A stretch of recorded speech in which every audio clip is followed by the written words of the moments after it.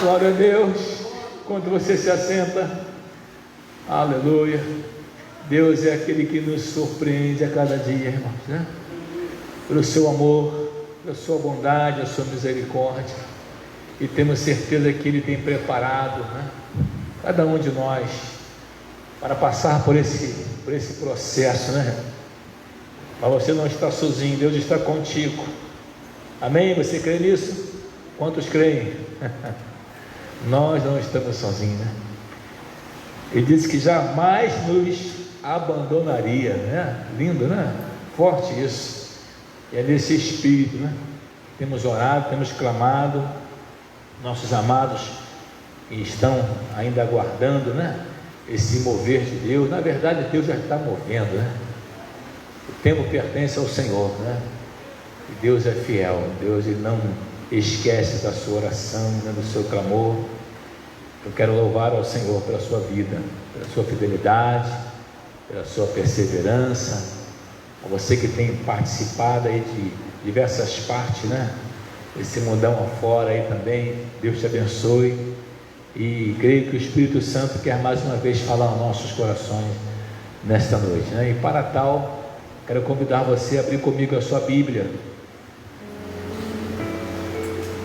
Eclesiastes, capítulo 7 de Eclesiastes. Vamos ler somente um versículo da palavra de Deus. Você é bem econômicos hoje, né? Aleluia, glória a Deus. Na quarta-feira abençoada, caiu uma chuvinha gostosa, está um pouquinho quente ainda, é verdade, mas já melhorou bastante, né? O pregador, né? Eclesiastes capítulo 7, lá no verso número 29, querido. Aleluia.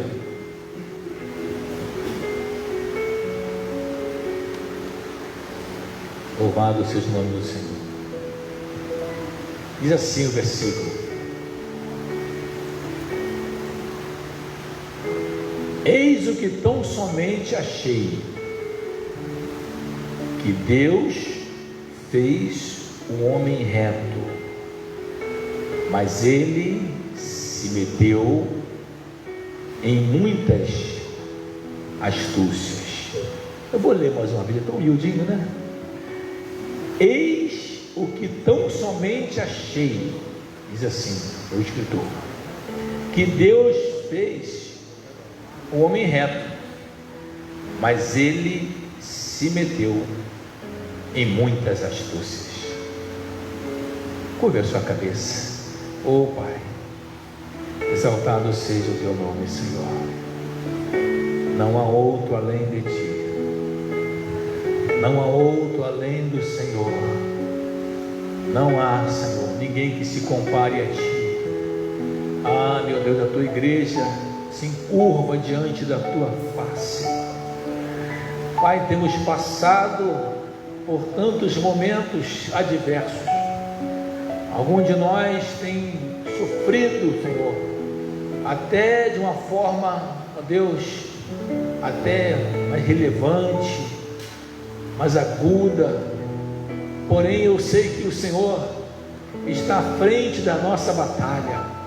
Eu sei que o Senhor não desampara os teus filhos, e é por esse motivo, Pai, que nós já te damos graças, já te glorificamos pela mão do Senhor ali sobre o teu filho diácono Jorge Luiz, e cremos que mais uma vez o Senhor está operando maravilhas, Pai, e haveremos de juntos glorificar ainda mais o teu nome. Oh Deus, vai ao encontro do teu filho, de cada um que se encontra atribulado, enfermo. Deus, a tua filha também, diaconisa Lúcia, também abençoa a tua filha, abençoa, meu Pai, a tantos quanto tem te clamado nesta hora.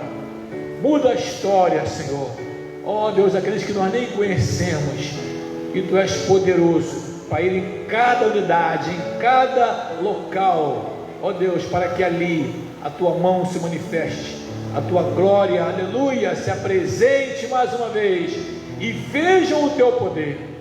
Nós confiamos em ti, e cremos que mais uma vez o teu Espírito Santo há de estar operando em nossa vida. Fala conosco, edifica a nossa alma, a nossa vida hoje e sempre, Pai, em nome de Jesus, em nome do Senhor Jesus.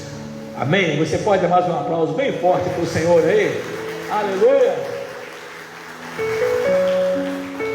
Ele é digno de glória, né? Ele é digno de louvor, da nossa adoração, né? Tem um tema aí, Manu, né? Nós transcorreremos da seguinte forma, querido: o simples que funciona. Preste bem atenção. O simples que funciona. Alguns podem pensar, mas pastor, não são todos os simples que funcionam?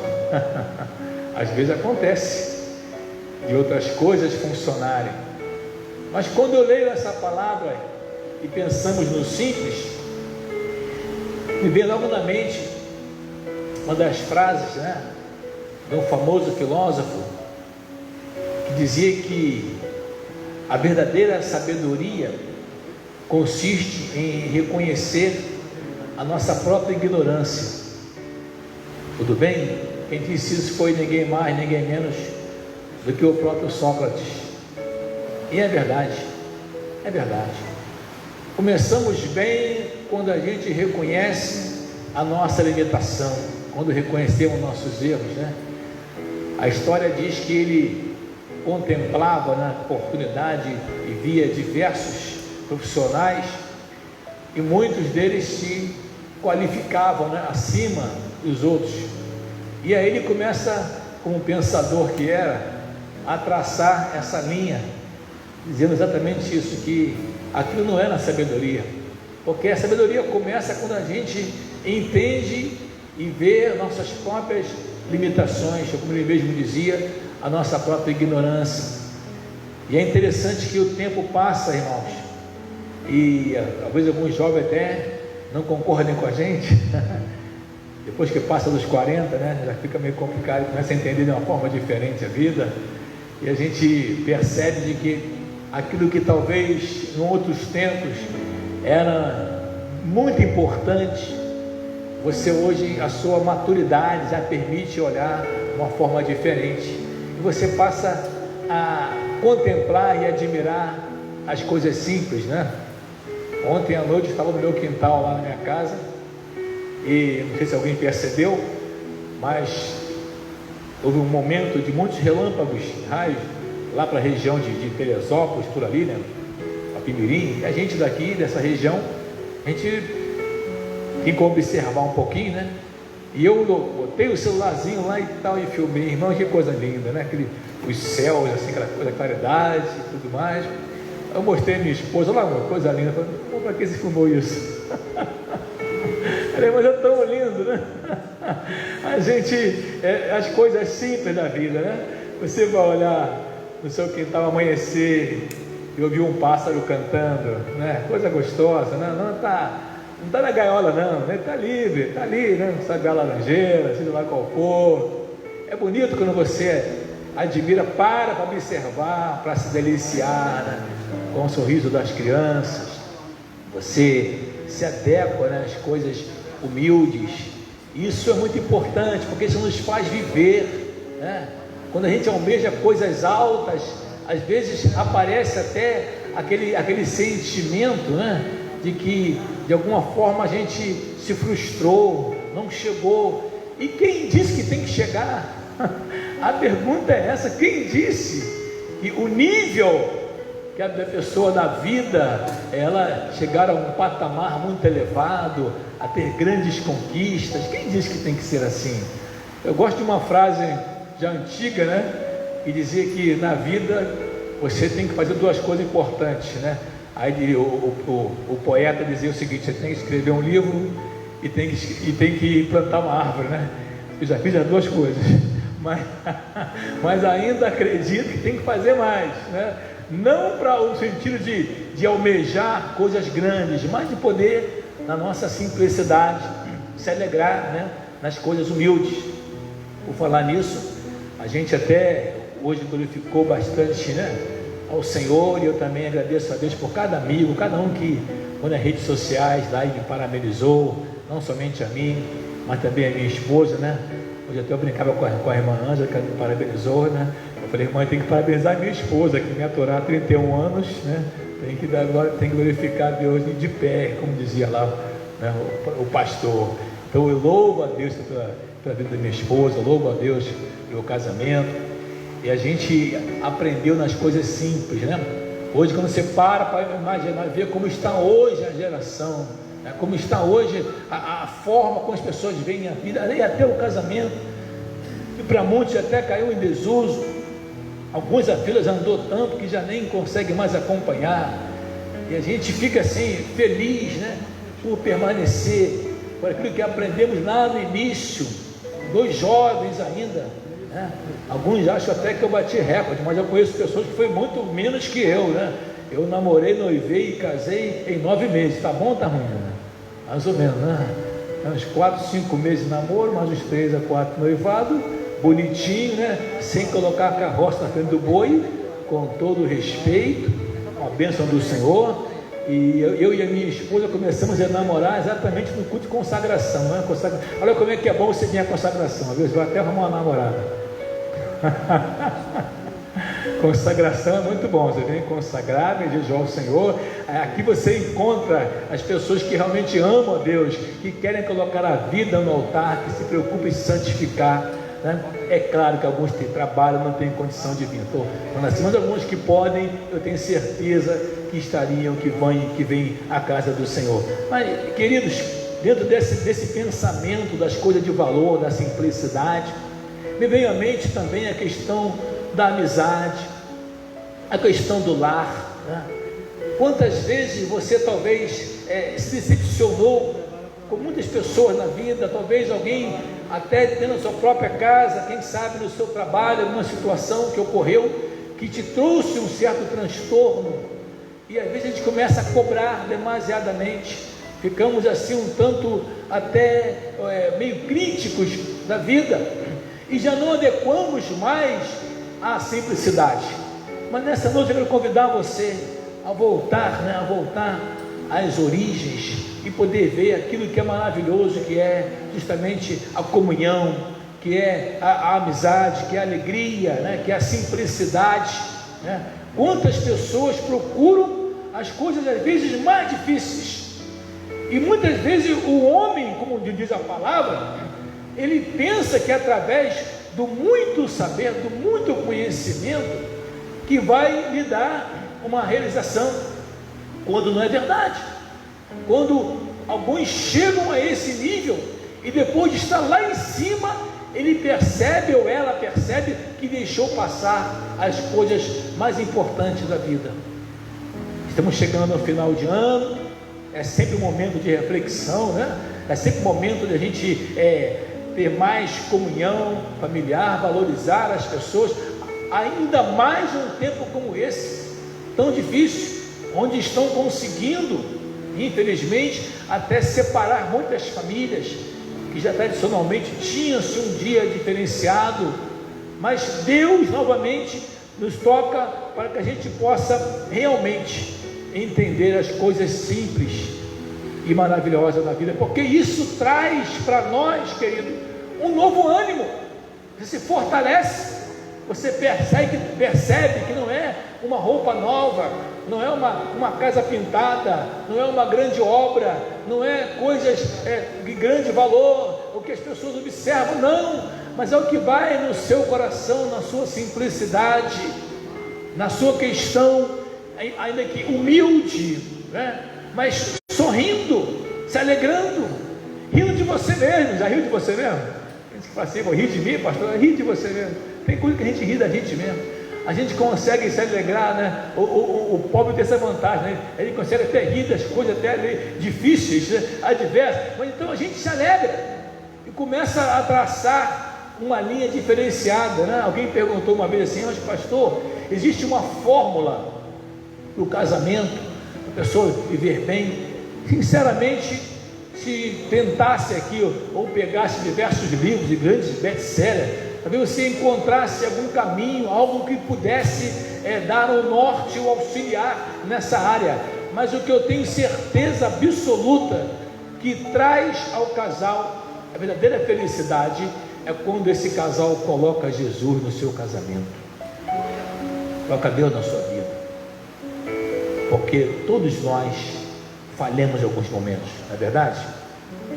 Eu sempre brinco com a minha esposa e eu falo com ela assim, pergunto: minha filha, como é que é se casar com uma pessoa assim tão fácil?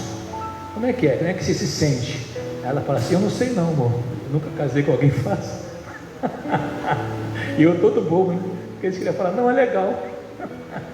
Mas é a realidade da vida, né? Nós temos, na verdade, olha para cá, nós temos, queridos, 2 defeitos. O pessoal gostou, porque ouviu a gente falar que tem mais de 2, né? Nós temos 2 defeitos. Temos defeito de fabricação. Está chegando a época de consumo, né? Comprar aí algum aparelho, né? Alguma coisa, então cuidado com o defeito de fabricação. Nós temos defeito de fabricação. Que defeito é esse? É o que está lá em Romanos 3:23. Todos pecaram e todos foram destituídos da glória de Deus.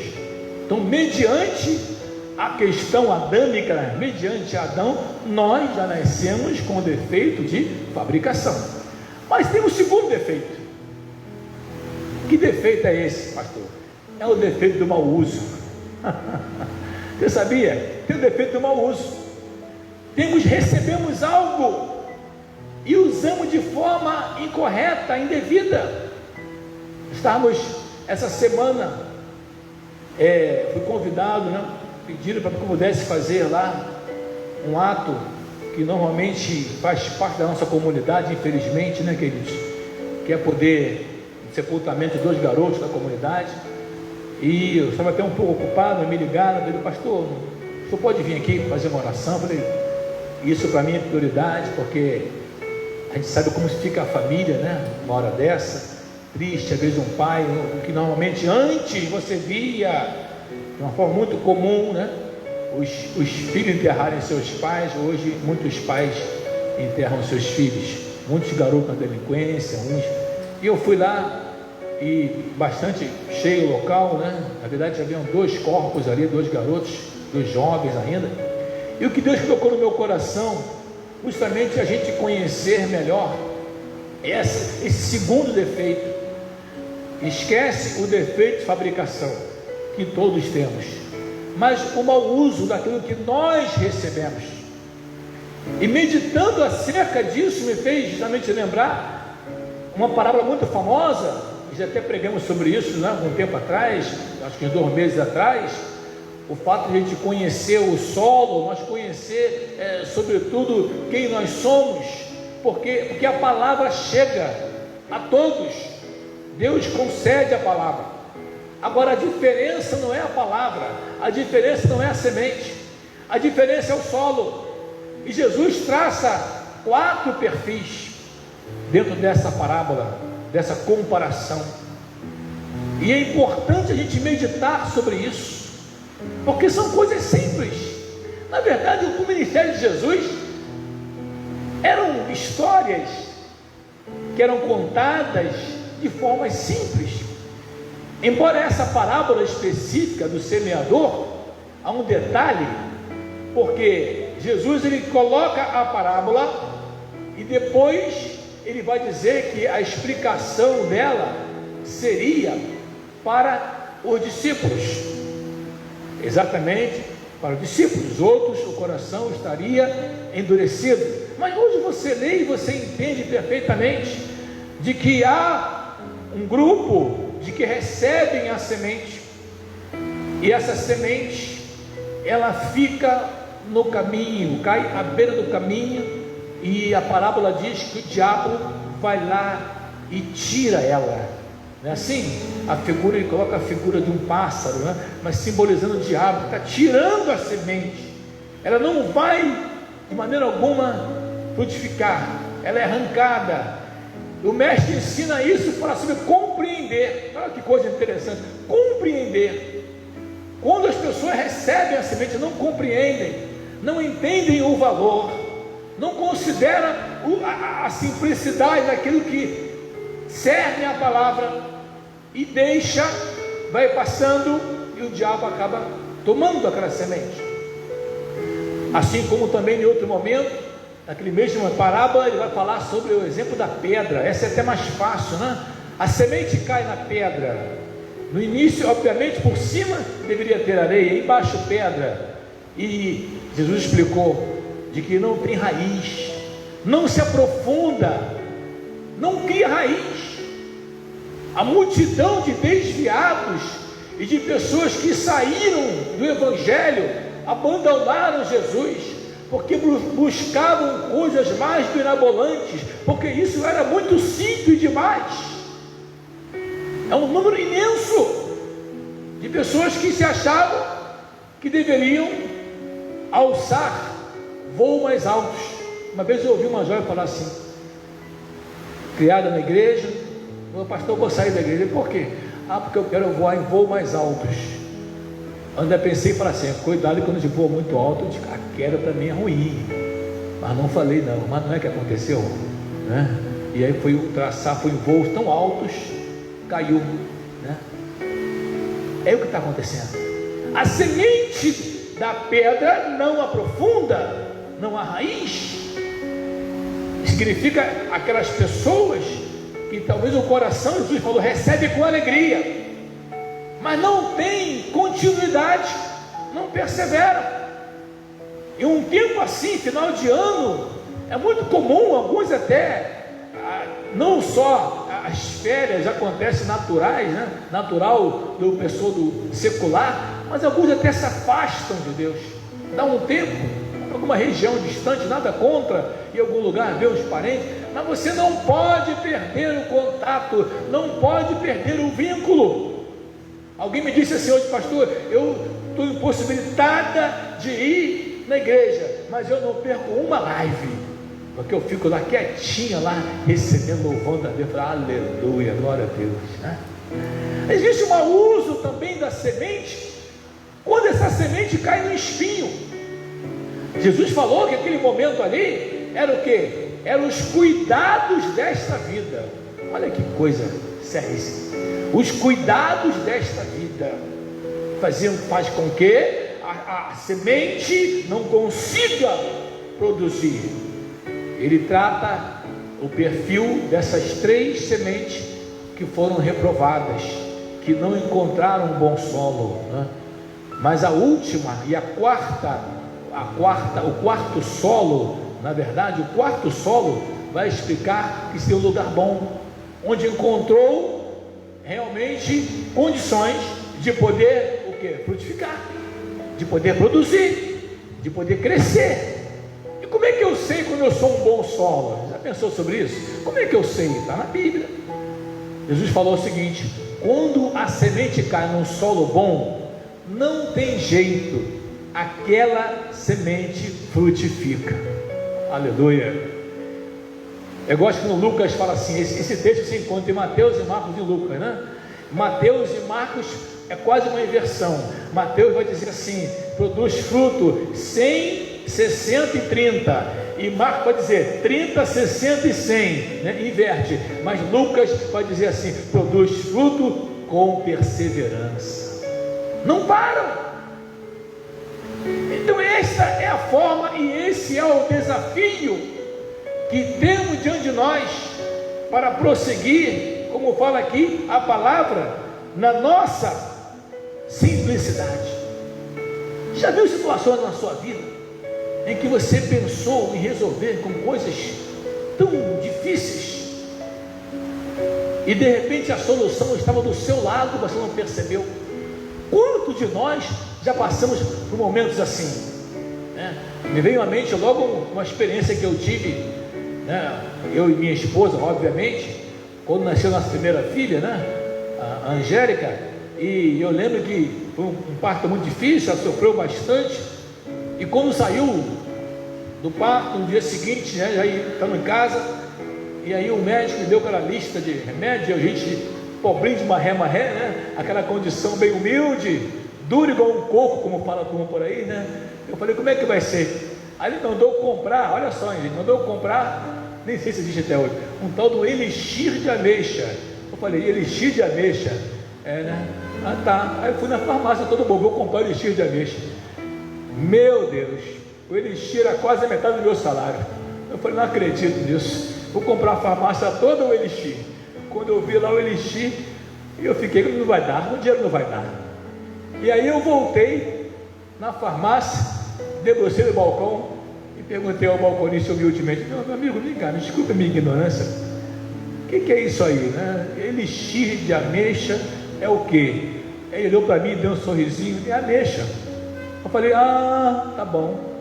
Saí da farmácia, achei o primeiro sacolão na minha frente. Comprei lá uns meio quilo de ameixa, o dinheiro deu. Não é que funcionou? Nada contra, né, a farmácia homeopática, a alopatia e outras coisas mais. Mas às vezes as coisas são simples e nós, de alguma forma, dificultamos as coisas. Nós às vezes não entendemos que Deus quer tratar em alguma área da nossa vida de uma forma simples. Não é em grandes conhecimentos, não é em grandes atos. Quando nós lemos uma passagem como essa aqui, nos remete a pensar, dizer o seguinte: olha, o escritor fala, eis que tão somente eu achei. O que eu achei? 2 pontos: que Deus fez o homem reto.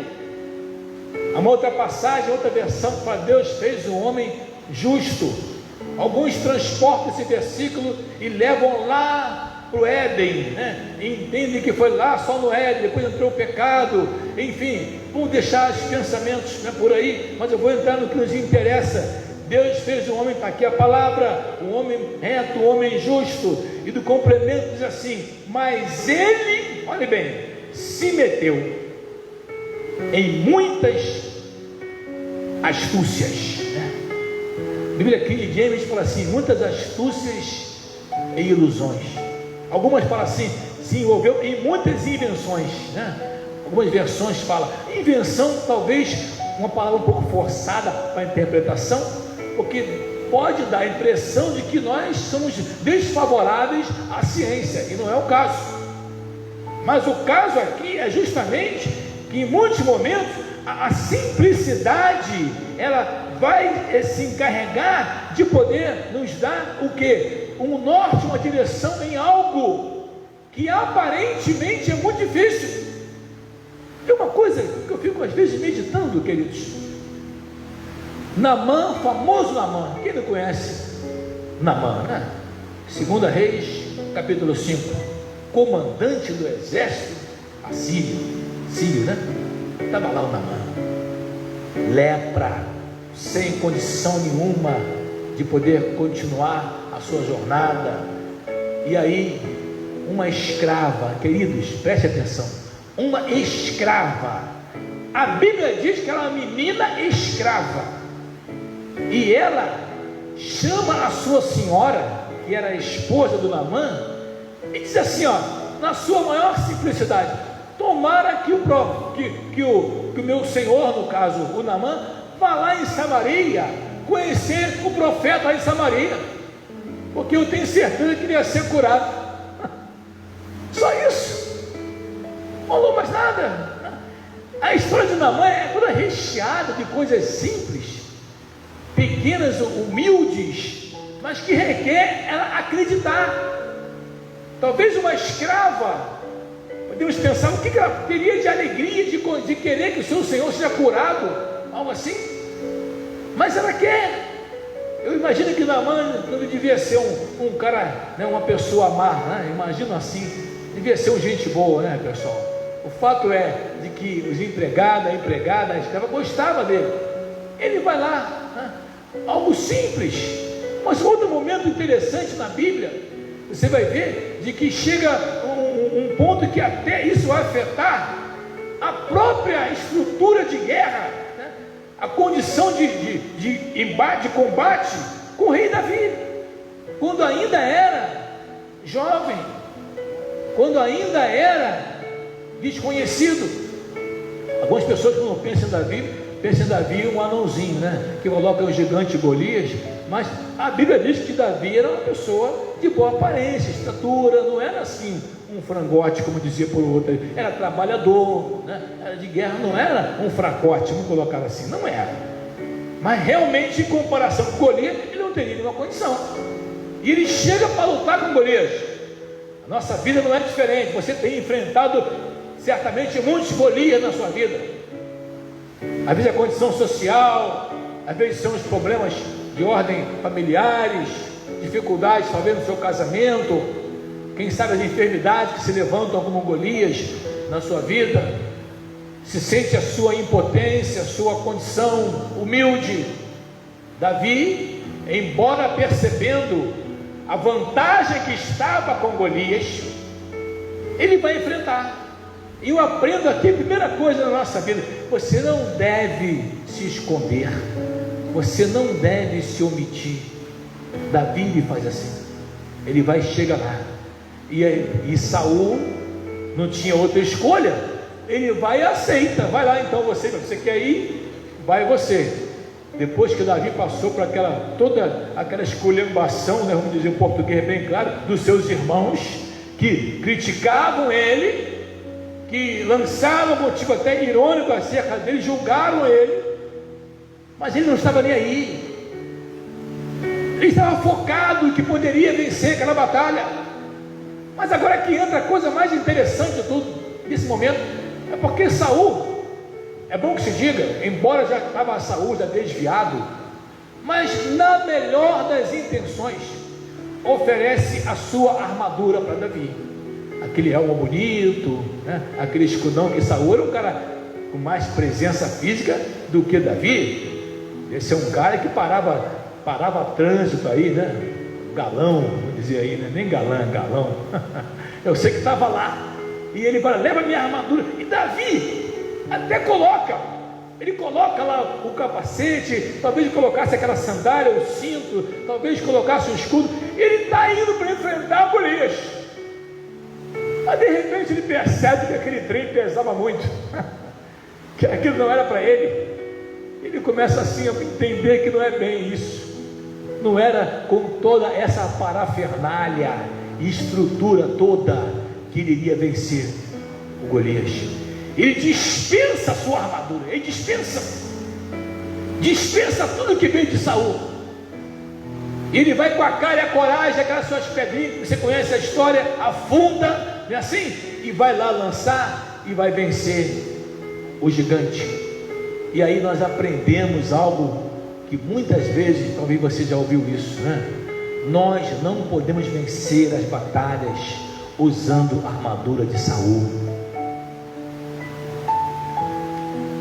Saul simboliza aquilo que é excesso. Saul simboliza aquilo que denota a desobediência, a desconfiança. Porque Saul é assim. Saul simboliza aquilo que não está alinhado com a vontade de Deus. E a armadura de Saul não poderia estar em Davi. Quantas pessoas querem vencer as batalhas, querem alcançar sucesso na sua vida, querem ver a mão de Deus atuando, e às vezes esquece que está usando a armadura de Saul, está usando aquilo que não é simples, né? O que é simples em nossa vida? É quando colocamos Deus em nossa vida, quando lemos o que o salmista traz acerca da dependência do Senhor, né? Lá no Salmo de número 127, que diz lá: se o Senhor não edificar a casa, olha só, em vão trabalham os que a edificam. Não é assim? E se o Senhor não guardar a cidade, ele diz: em vão vigia a sentinela. E ainda completa: inútil vos será levantar cedo, comer o pão de dores, e vai embora. Eu costumo usar muito o Salmo 127 quando eu não tenho sono, fico assim, às vezes com problema de insônia, durmo um pouco, né? Dizem que até na posição de pastor, às vezes tem hora que a gente demora a dormir um pouquinho, né? E eu sou assim, durmo um pouco. Aí eu lembro do Salmo 127, Senhor, a tua palavra diz que o Senhor, aos seus amados, o Senhor dá o sono enquanto dormem. Aí eu lembro Deus desse versículo lá, como se Deus não soubesse. Senhor, está aqui, ó, vamos ler comigo aqui, ó. Aos seus amados, o Senhor dá o sono enquanto dorme. Então eu tenho, se o Senhor me ama, então me dá um sono. Mas a gente colocar, é gostoso você entender que a Bíblia, ela é um manual de instrução. Esse livro aqui, queridos, foi colocado exatamente para quê? Para que nós pudéssemos aprender o caminho, para alcançar a felicidade, alcançar a alegria, que não é necessariamente acompanhada no sucesso, porque nem sempre o sucesso é a felicidade. Há pessoas que são felizes e não têm muito sucesso, há outras que têm sucesso, mas não são felizes. Já pensou sobre isso? A simplicidade, ela passa por esse processo de dependência de Deus. Nós temos o hábito, eu não sei quanto a vocês, mas temos de olhar às vezes o que o vizinho faz, o que o outro faz, como é que o outro conseguiu, como é que foi a forma, e às vezes o outro fez tantas coisas, não só acerca de armadura de Saul, mas tantos outros elementos que não fazem parte da sua fé, mas que chama atenção, chama, não chama, faz um barulho. Quem não lembra lá no Carmelo, né? Quem não lembra da batalha lá do Elias? Quem não lembra da luta de Elias com os 450 profetas de Baal? Olha que coisa tremenda. Diz a palavra que primeiro eles invocavam Baal. Era uma cena, talvez até, se fosse hoje mostrar, né, hiper sensacionalista, né, dramática. Você vê os homens se cortando, né, aquela coisa de, poxa, esse cara tem fé mesmo, se corta e faz aquilo outro, e tal. Baal responde, e Baal não respondia, porque estava naquele nível. Além de Baal não ser Deus e nunca responder coisa alguma, porque só o Senhor é Deus, aleluia, mas também o agir, aquela forma de fazer, ainda que fosse invocando a Deus, queridos, certamente não seria uma forma que Deus iria se agradar. O que Elias faz? Quem lembra? Elias chega lá e manda colocar água. Olha que coisa, meu Deus. Elias era folgado, né? Ele manda colocar água. Você pergunta, mas por que colocar água? Por dois motivos. Primeiro, o problema ali era seca, não tinha água. O que Elias estava fazendo? Ele queria que Deus falasse, Deus se revelasse. Então ele vai ofertar, ele vai, olha, procure uns colocar muita água. Talvez alguém disse, mas não tem água, está sem água. Ele dá seu jeito, traga água, muita água. Primeira questão, água. É como se botasse aquilo que na verdade queriam mostrar para Deus. Estão dispostos a dar o cristinho de mais importante, que era o quê? A água. E coloca a água, faz a vala, lembra? Em volta. E depois outra questão, bota mais água, coloca mais água. Agora já é a segunda questão, que é o quê? Porque todo mundo sabe que fogo tem dificuldade de poder pegar quando tem água. Mas quem disse que Deus vê isso? Quem disse que Deus tem a visão que nós temos de dificuldade? Quem disse que o seu problema para Deus é uma coisa muito grande? Quem disse que a dificuldade que atravessamos para Deus também são grandes? Porque quando Elias começa a invocar, nos fala a palavra do Senhor, naquele momento que acontece, vem o fogo do céu, né, assim, lambe todo aquele altar. E outra coisa interessante, Elias não fez nem aquela oração, né, forte, como nós vamos falar, né, aquela oração prolongada, aqueles grandes votos. Cuidado com os votos, né? Lá em Eclesiastes capítulo 5 diz, guarda o teu pé quando votares. Então cuidado, se votar, cumpre. A palavra fala assim. Mas Elias vai na simplicidade, e Deus vem e manda fogo do céu, queridos. não é pelos cortes, não é pelo muito, não é pela aquela aparência física, mas é através da consciência, da confiança, de saber que Deus opera e atua através da nossa simplicidade. Aleluia.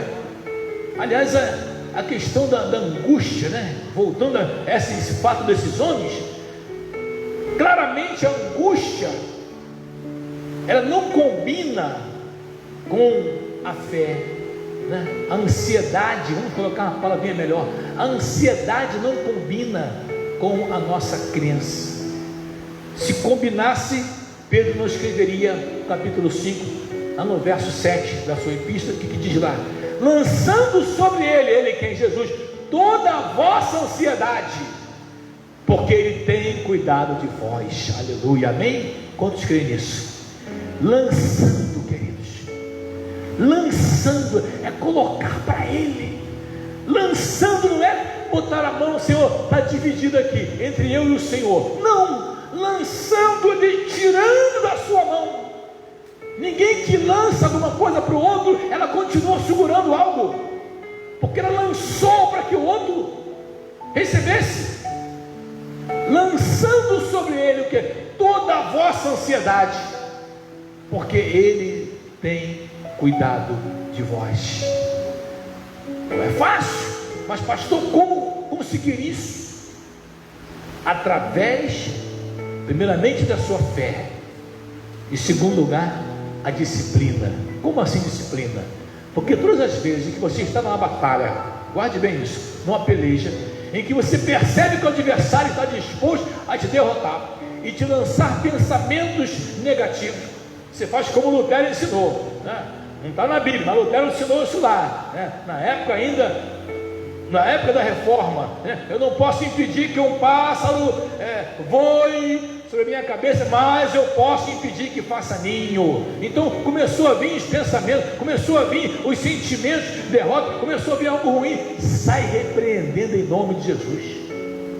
Eu te repreendo, eu confio no Senhor, eu te repreendo, né?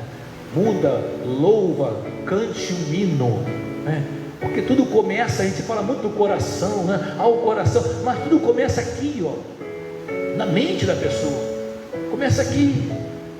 Ela vai entrando na consciência dela, ela vai se deixando levar e começa a enfraquecer, porque aquilo tomou espaço, aquilo tirou a sua crença, a ansiedade derrubou ela.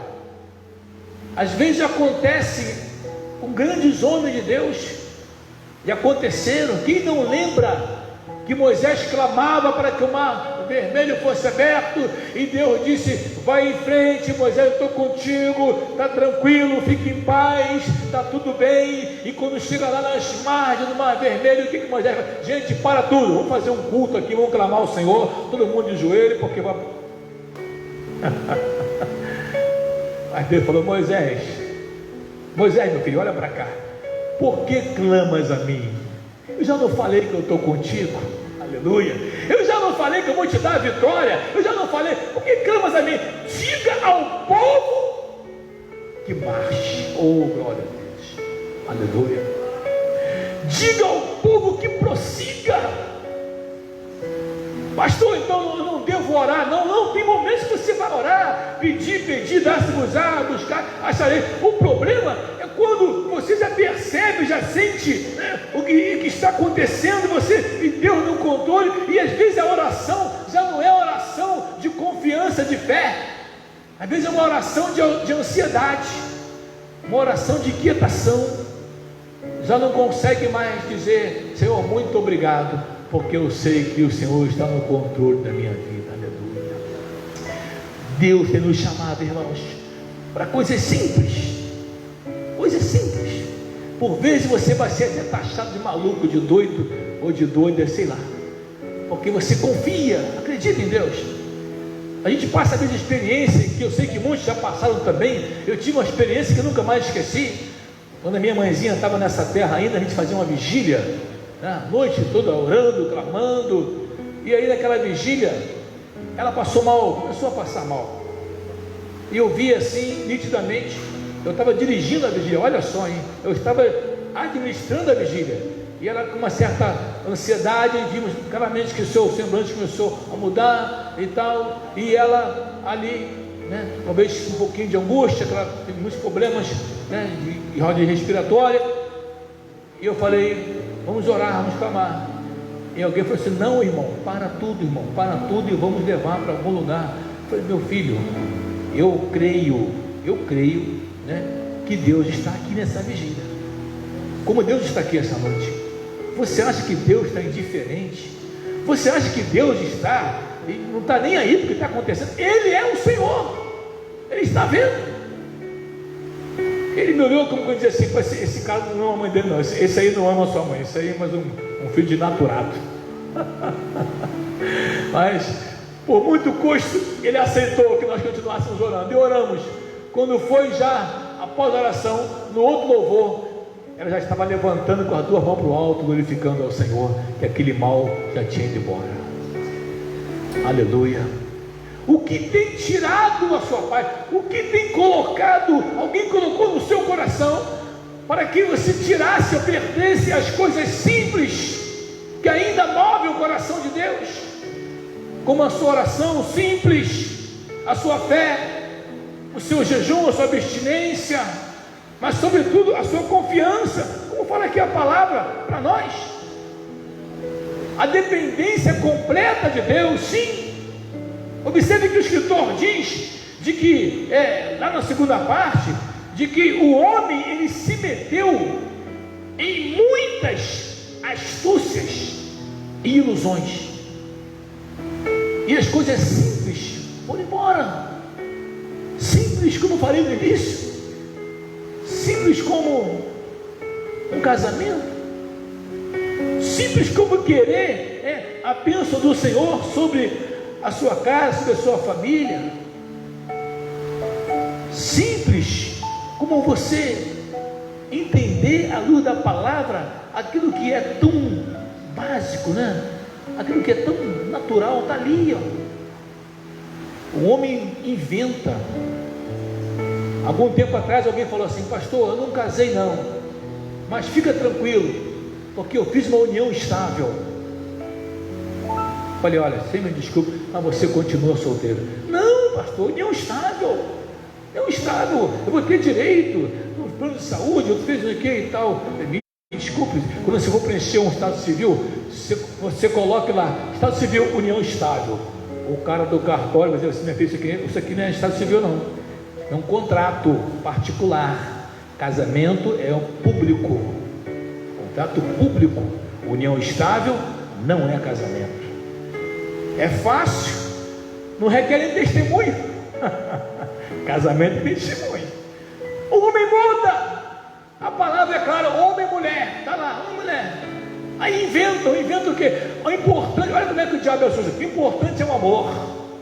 Não, mas é homem com homem, é mulher com mulher, mas sabe como é? O importante é o amor. Muda, astúcia, invencionice, transtorna aquilo que é a realidade da palavra. Você vai falar sobre a questão de respeitar autoridades, já te chamam de intolerante, ditador.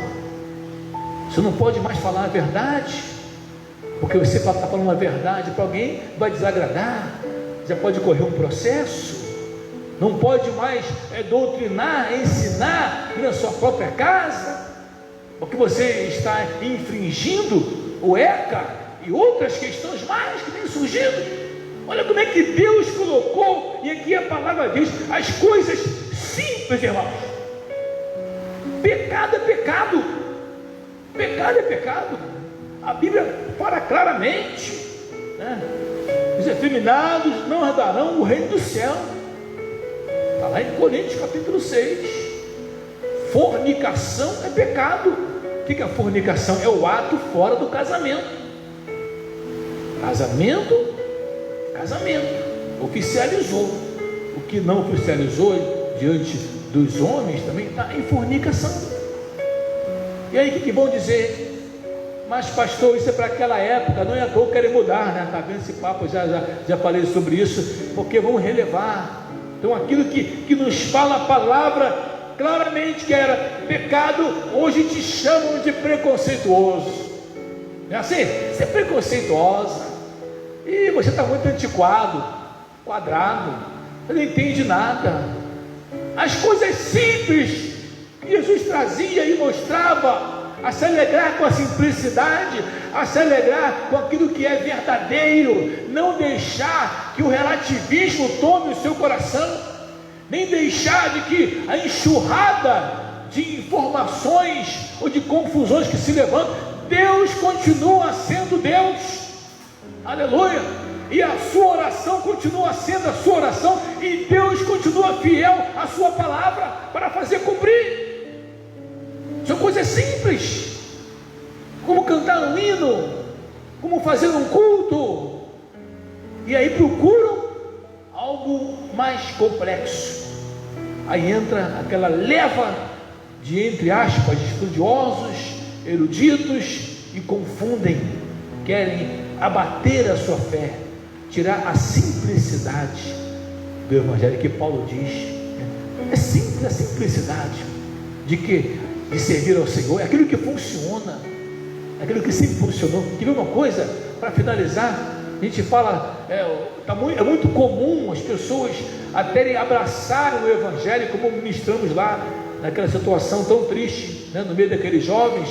É muito comum a pessoa querer buscar coisas novas, colocar coisas que ouvem falar, ou que alguém está fazendo em algum lugar, ou que algo diferenciado, porque o que é diferenciado talvez é melhor. Quem sabe alguém tem mais conhecimento, tem mais estrutura, e sair buscando.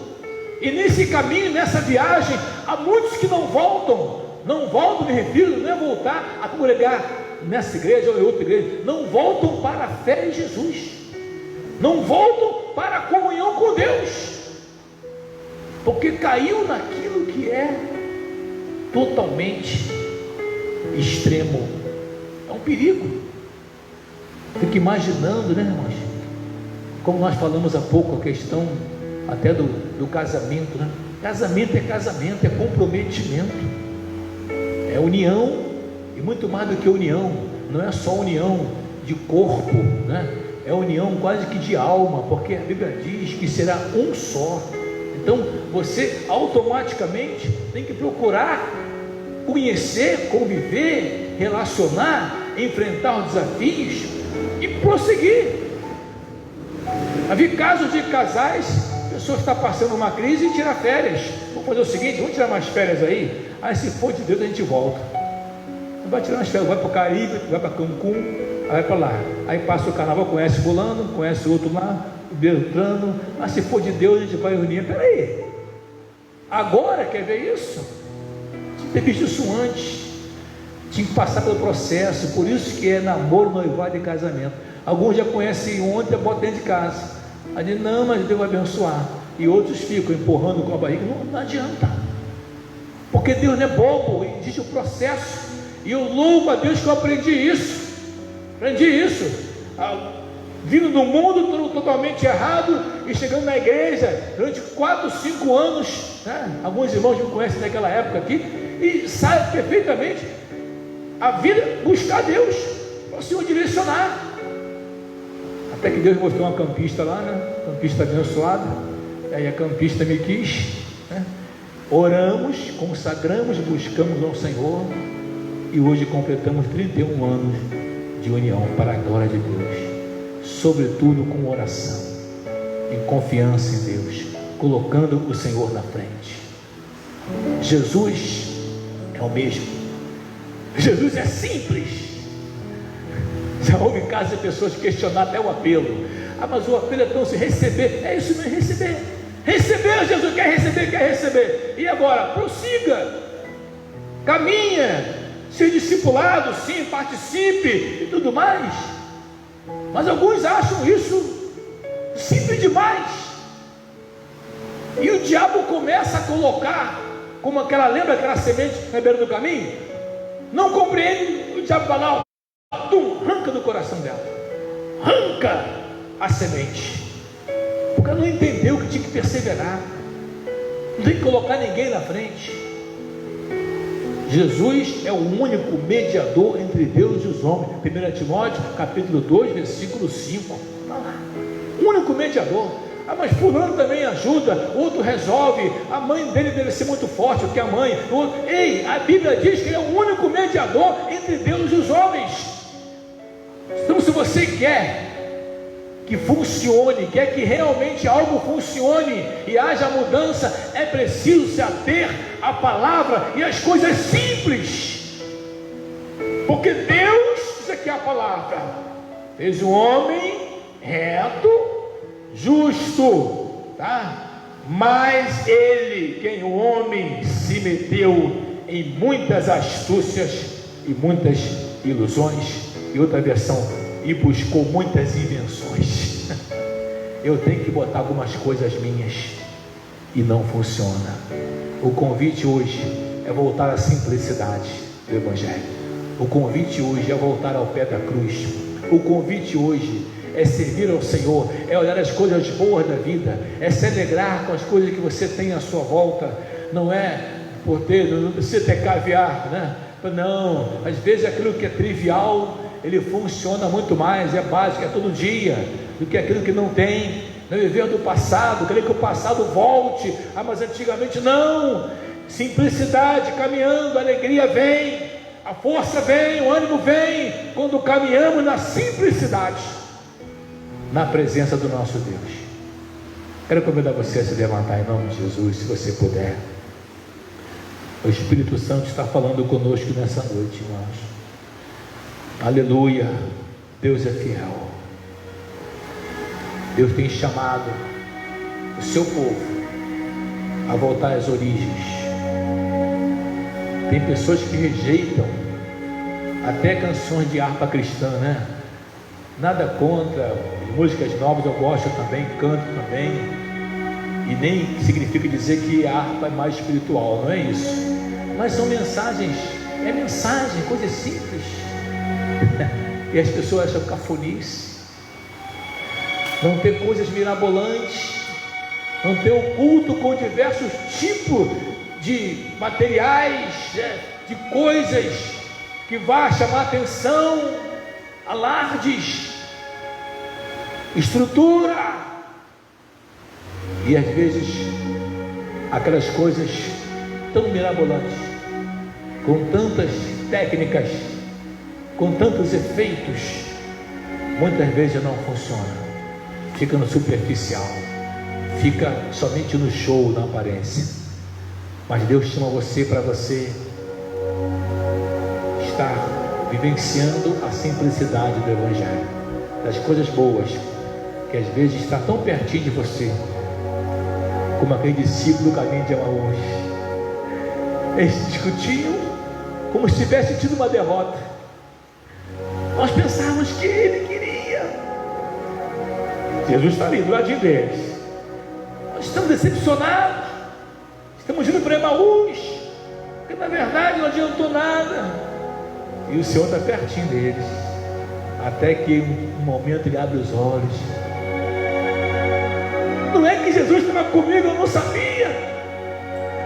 Não é que Jesus estava dentro do meu projeto, do meu plano, ao meu lado, e eu buscando tantas coisas, pessoas famosas, ou buscando algo na mídia, ou buscando realizações diversas, destruindo vidas, me destruindo, separando famílias, destruindo lares e tirando a simplicidade do Evangelho.